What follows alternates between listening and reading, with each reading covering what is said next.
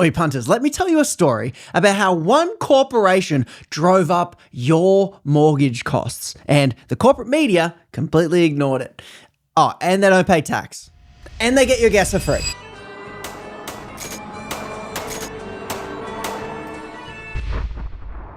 So yes, corporate media ignored this completely. Cheers, ABC, for making an article on it that no one paid attention to. So I thought I would give this story a bump in your YouTube algorithms. Give the video a like, the channel a sub. Cheers, punts. Give a thumbs up to the ABC. All right, punts, here's the story. ABC covered it. Corporate media ignored it. Why Santos is behind your soaring electricity and mortgage costs. Here's the TLDR. Back in 2011, the gas giant Santos, put that away, decided they wanted to play with the big boys. It announced plans to build a massive gas export plant up on Curtis Island in Queensland. I have been to a Santos plant in Queensland and I put a billboard like this out the front of their gas plant. I don't think they enjoyed that. But this was a multi-billion-dollar project to ship Australian gas, that's your gas, that they get half of it for free, overseas. Halfway through trying to build this gas export hub plant storage thing, they decided, let's double the size of it.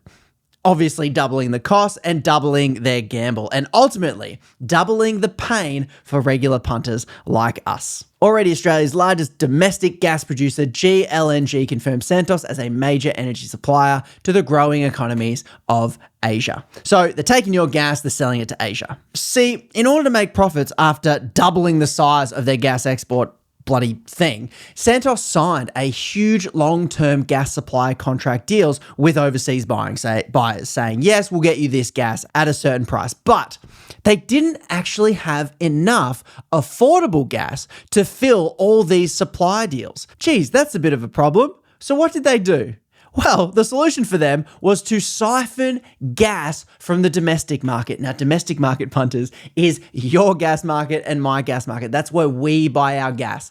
They siphoned it away from us. The end result has been that domestic gas prices on Australia's east coast, where I live, has trebled. I think that's a fancy way of saying tripled, resulting in surging electricity prices and have put Australian households and energy-intensive businesses under extreme pressure. We're always hearing stories about how expensive energy is, blah, blah, blah, on Channel 9, Channel 7, but I have never heard this story from anyone but the ABC. Because Santos, gas cartels and mining cartels don't want you to know that you are the one paying the price for their massive gas export profits. Because the result of all of this is higher bills, higher costs, and less affordable power for we the punters, all because of one corporate gamble that failed spectacularly. Now, when corporations like this gamble, we are the ones left holding the bag and picking up the tab. Here's where it hits your mortgage. Higher gas prices means higher electricity bills. Yeah, we knew that. Meaning higher inflation, because electricity goes into everything we do, not just manufacturing things, driving things, moving things,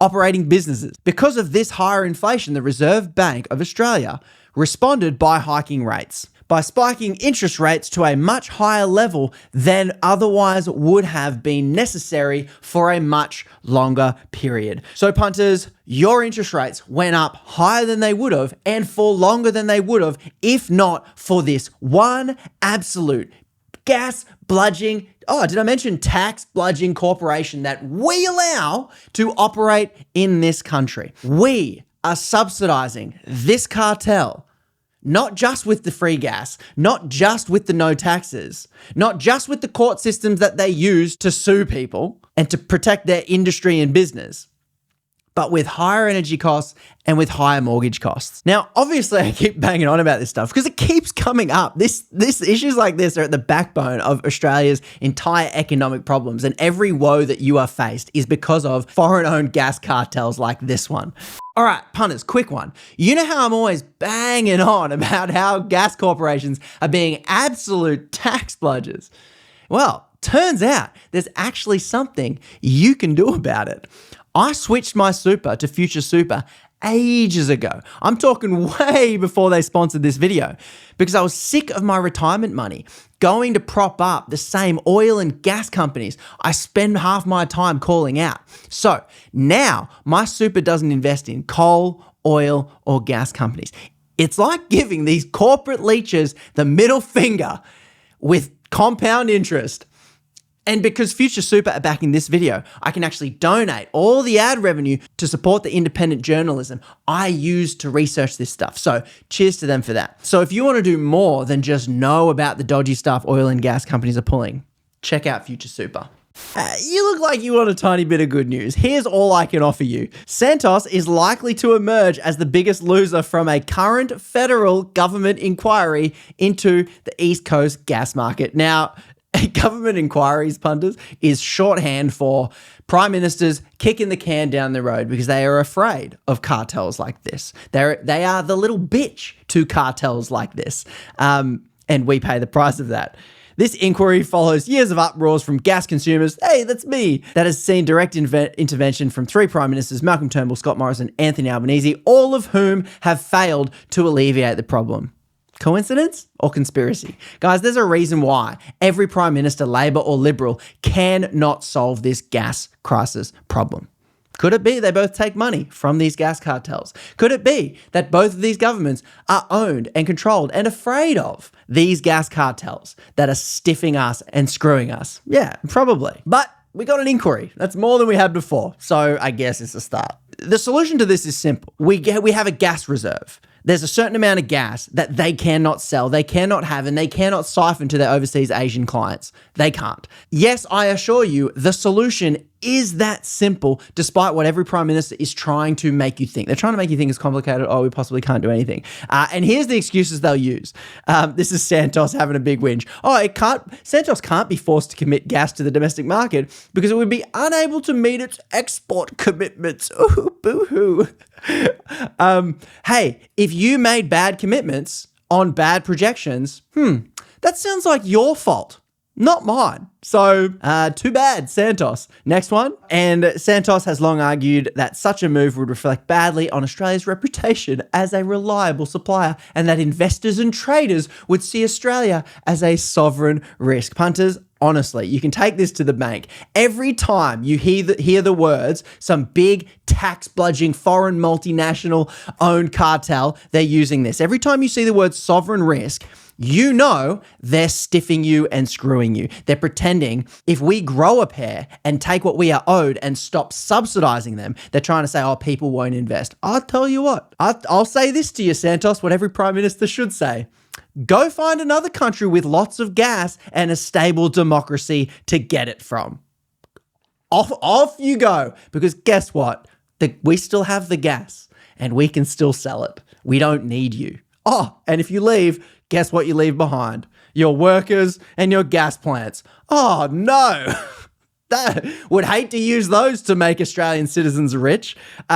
So yeah, every time you see sovereign risk, you just know you're the one getting screwed.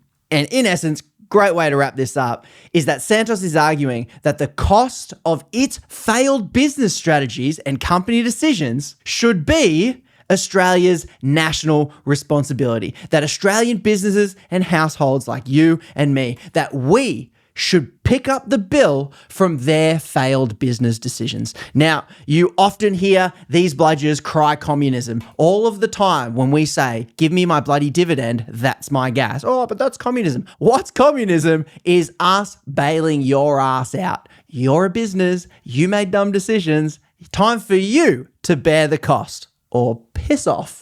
That's what a prime minister should say if they were on your team and not buying every single dodgy talking point from these cartels. And it is just interesting to me that corporate media will not touch this. They will not talk about it. They'll talk about high interest rates all of the time. It always leads the headlines. They'll talk about high energy prices. The gas investors in our corporate media, Kerry Stokes, owns gas plants and exports gas himself. So every time you hear stories about house prices or energy prices and no one mentions gas, just know that corporate media is running cover and running distraction for the truth of it all. So every time you see this logo, just know they're the ones driving up your cost of living.